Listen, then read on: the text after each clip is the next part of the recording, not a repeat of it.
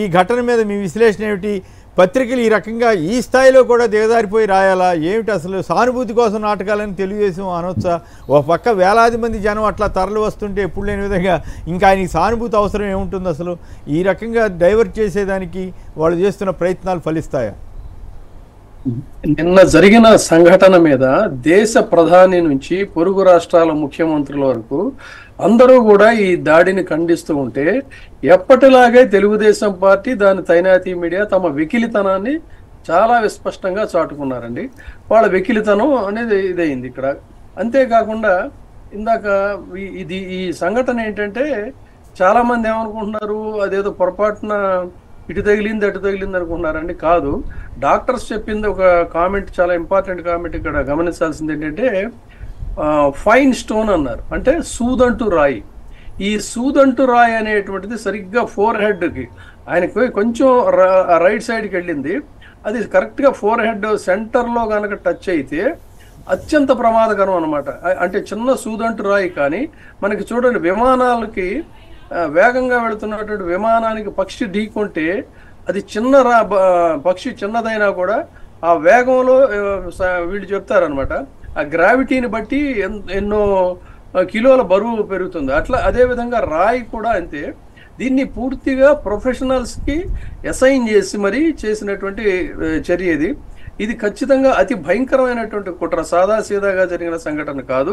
దీన్ని తర్వాత మీరు అన్నారు చూసారా, జనంలోకి రాడు అనేది కూడా చెప్పింది ఏంటంటే రెచ్చగొట్టి జనం మధ్యలో గనక తిరిగినట్లయితే ఇలాంటి కుట్ర ద్వారా వాళ్ళు తమ ప్రయత్నాలని నెరవేర్చుకోవచ్చు అని చెప్పనే చాలాసార్లు రెచ్చగొట్టారు. అయితే ఆయనకి భద్రతా పరంగా ఒక థ్రెట్ ఉందనేటువంటిది కూడా ఇంటెలిజెన్స్ వర్గాలు ఎప్పటి నుంచో చెప్తున్నటువంటి పరిస్థితి. అయినా సరే జనం కోసం ఒక అడుగు దాన్ని కూడా బ్రేక్ చేసి ముందుకు వచ్చిన స్థితి. తర్వాత ఇక్కడే నిన్న జరిగిన సంఘటన నుంచి ఈ రోజు వరకు నేను గమనిస్తున్నా, ఇటు పోలీస్ అధికారులు కానీ లేకపోతే మిగతా వాళ్ళ పరిశీలకులు కానీ ఒక ఇంపార్టెంట్ పాయింట్ ఒకటి మిస్ అవుతున్నారండి. అదేంటంటే ఆ స్కూల్ దగ్గర దీన్ని ఒక ఏం చేసి మరీ చేశారన్నారు. అదొకటే కాదు, నిన్న జరిగినటువంటి కార్యక్రమానికి కనీసం దీని ప్రకారంగా 3 చోట్ల 4 చోట్ల వీళ్ళు రెక్కీ నిర్వహించి ప్లాట్ చేసి ఉంటారండి. ఒక్క చోట కాదు, అది అక్కడ వాళ్ళు అటెంప్ట్ చేశారు. కానీ నిన్న నాకు ఒక డ్రైవర్ చెప్పింది ఏంటంటే తాడేపల్లి దగ్గర మన ఆయన వంశీ ప్రత్యర్థి కారు ఒకటి అటు వెళుతూ దాంట్లో నుంచి దిగి అతను నడుచుకుంటూ వెళ్ళాడు అనేటువంటిది. అంటే అంత జనసమూహం మధ్యలో ఇది ఎక్కడంటే కృష్ణానది నేచర్ క్యూర్ సెంటర్ ఏదో ఉంది కదా, దాని బ్యాక్ సైడ్ కూడా కొంతమంది ఈ టీడీపీ వారు వీళ్ళంతా కూడా మామూలు సాదాసీదా దుస్తులు అక్కడ గుమిగూడు ఉన్నారు అనేటువంటిది ఒక డ్రైవర్ చేసినటువంటి అబ్జర్వేషన్. అంటే ఒక్క చోట కాదు, ఇది కనీసం 3 చోట్ల వీళ్ళు ప్లాట్ చేస్తుంటారు. తర్వాత ఈ సూదంటు రాయి అనేటువంటిది అత్యంత ప్రమాదకరం. చూడడానికి మాత్రం చాలా చిన్న దీనిలాగా కనిపిస్తుంది. అంత భయంకరమైనటువంటి కుట్రతోనే దీన్ని చేశారు. దీని మీద లోతైనటువంటి దర్యాప్తు, అంటే మళ్ళీ దీన్ని కూడా మీరు అన్నట్టు కోడికత్తెనదని నేను నిన్న ముందే వాళ్ళు ట్వీట్ చేయకముందే నేను అనుకున్నానండి, ఇలాంటి పనికిమాలిన కామెంట్స్ కూడా చేస్తారని. కానీ పబ్లిక్గా అంతమంది జనసమూహంలో జరిగిన సంఘటనని సైతం వీళ్ళు వక్రీకరించి చేయగలిగినటువంటి సౌకబారతనాన్ని, వెకిలితనాన్ని వాళ్ళు ప్రదర్శించుకున్నారనేది పబ్లిక్ ఆల్రెడీ గమనిస్తున్నారు. అయితే దీని మీద కేంద్ర ఇంటెలిజెన్స్ కూడా, కేంద్ర నిఘా వర్గాలు కూడా లోతైనటువంటి దర్యాప్తు జరపాలి. దీనికి పూర్తి బాధ్యత వహించవలసింది మాత్రం ఖచ్చితంగా తెలుగుదేశం పార్టీ అధినేత చంద్రబాబు నాయుడు, పవన్ కళ్యాణే. గడచిన కొంతకాలంగా వీళ్ళు రెచ్చగొట్టేటువంటి చర్యలకు కూడా పాల్పడుతున్నారు. దానికోసం అని చెప్పనే ఇవాళ ఈ సంఘటన ఆ కుట్రకి ఒక పరాకాష్ఠగా చూడాలి. అయితే ఇదేదో సాదాసీదా వ్యవహారం అనుకోవడానికి వీల్లేదు. ఇప్పుడు వైసీపీ ప్రతి కార్యకర్త కూడా ఒక శతగ్ని, ప్రతి అభిమాని ఒక దవాగ్ని. విత్తనాన్ని మట్టిలోకి విసిరి కొడితే వృక్షమై పేలుతుంది. జగన్పై దాడి చేస్తే లక్షల పిడికిళ్ళు ఏకమై లక్షలాది కంఠాలు రణ నినాదమై ప్రతిఘటిస్తాయి. యుద్ధానికి కాలు దుబ్బితే ఊరుకునే శాంతమూర్తులు కాదు వైసీపీ కార్యకర్తలు. వారు క్రాంతవీరులు, ఉరుకుతారు ముందుకు సింహాల వలె. కుట్రదారుల గుండెల్ని చీల్చి చెండాడుతారు కనకదుర్గా చండ సింహాల వలె.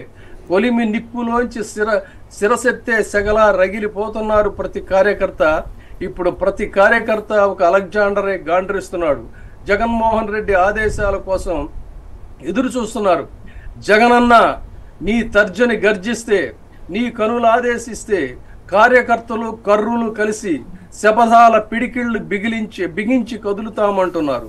ఉవ్వెత్తున లేచే జన ప్రభంజనం ఈ వైసీపీ జనం, ఈ అభిమాన జనం, ఈ అభిమాన ధనం, ఈ ఫ్యూడల్ శక్తులకు కలిగిస్తాం ఇక శాశ్వత విమోచనం, ఆదేశించండి, అనుమతించండి అంటూ ఆవేశపడిపోతున్నారు. కానీ ఇక్కడే ఒకటి గమనించాలి. జగన్మోహన్ రెడ్డిది చెక్కు చెదరని ఆత్మవిశ్వాసం. తన నిగ్రహాన్ని భగ్నం చేయాలన్నదే ప్రత్యర్థుల కుట్రని ఆయనకు తెలుసు. ఆ జెండాల వెనుక ఎన్ని అదృశ్య కృపాణాలు ఉన్నాయో, ఎన్నిసార్లు తన సహనానికి తూట్లు పొడవాలని ప్రయత్నిస్తున్నారో కూడా ఆయనకి తెలుసు. కానీ ఆ లక్ష్యం వేరు. జగన్ ప్రతిఘటన ఆ దుర్మార్గుల నిర్మూలనకు కాదు. ఇదే గమనించాలండి. జగన్ ప్రతిఘటన ఆ దుర్మార్గుల నిర్మూలనకు కాదు, వారిని నిర్వీర్యులను చేయడానికి. ఆయన పోరాటం నెత్తురుటేర్లు పారించడానికి కాదు, బడుగు జనుల భవిత కోసం, ఫ్యూడల్ శక్తుల పీచమణిచి సమాజ స్థాపన కోసం సాగిపోవటమే. అందుకే జగన్ అంటే ఓ ధైర్యం, జగన్ అంటే ఓ స్థైర్యం.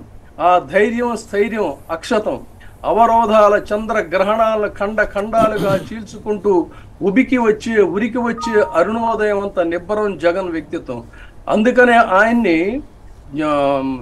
ఫ్యాక్షనిస్ట్ అని అదని ఇదని రెచ్చగొట్టే ఇదేంటంటే హింసని ప్రేరేపించాలని. కానీ ఎంత అద్భుతమైన ఇదంటే ఈ కుట్రలని కుహకాలని రక్తం చిందించకుండా వాళ్ళ మూలాలని తవ్వేస్తున్నటువంటి స్థితి ఏదైతే ఉందో అది జగన్ యొక్క గొప్పతనం. అందుకని జగన్ ఏమి వాళ్ళు చేయలేరు.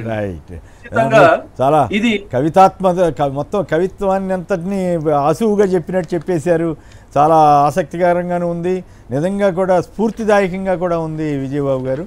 ఖచ్చితంగా ఇది మీరు చెప్పిన దాన్ని అందరూ గమనించాల్సిన అవసరం ఉంది. ఇప్పుడు కార్యోన్ముఖం అవ్వాల్సింది ఎన్నికల్లో కార్యకర్తలు.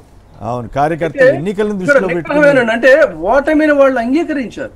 ఓటమిని అంగీకరించి ఏదో ఒక విధంగా హింసను ప్రేరేపిస్తే దానికి ఇదిగో రాయలసీమ ఫ్యాక్షనిజం అనేదని ఇదని ట్యాగ్ లైన్స్ తగిలించి దాన్ని వేరే దారి పట్టించాలి. అందుకనే వాళ్ళు ఎన్ని అవాకులు చెవాకులు పేలుతున్న, ముఖ్యంగా ఈ పవన్ కళ్యాణ్ అనేటువంటి వ్యక్తి పూనకాలతో ఊగిపోతూ నోటికొచ్చినట్టు మాట్లాడుతున్న జగన్ ఒక్క సైగ చేస్తే చాలదండి. కానీ ఎందుకు ఆ నిగ్రహం అంటే వీళ్ళకి జనంతోనే సమాధానం చెప్పిస్తాడు.